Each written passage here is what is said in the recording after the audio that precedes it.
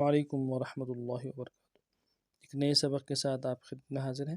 آج کا جو ہمارا سبق ہے وہ واو لین اور یا لین کے حوالے سے۔ اب تک حروف مدہ کا سبق چل رہا تھا، اب واو لین اور یا لین کے حوالے سے سبق ہوگا۔ انشاءاللہ العزیز سبق کو تفصیلاً آپ کے سامنے پیش کی جائے گی۔ تو چلتے ہیں سبق کی طرف۔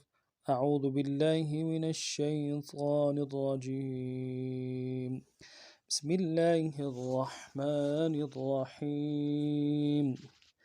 تا واو زبر تو۔ سب سے پہلے واو لین اور یا لین کی تعریف سمجھ لیجئے۔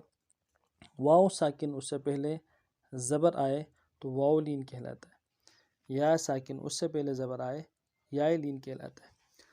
واو لین اور یا لین کا حکم یہ ہے، ان دونوں کو بغیر کھینچے پڑھیں گے۔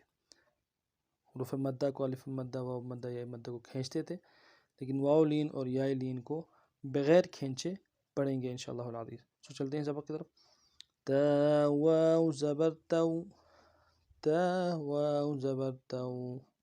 واو ساکن اس سے پہلے زبر ہے، واو لین ہے۔ تا یا زبر تی، تا یا زبر تی۔ یا ساکن اس سے پہلے زبر ہے، یا لین۔ تو تی۔ ثا واو زبر ثو، ثا کو نرمی سے پڑھیں گے، واو لین ہے بغیر کھینچے پڑھیں گے۔ ثا واو زبر ثو، ثو۔ ثا یا زبر ثی، ثو ثی۔ دال واو زبر دو، دال واو زبر دو۔ دال یا زبر دی، دو دی۔ ذال واو زبر ذو، ذال یا زبر ذی، ذال واو زبر ذو۔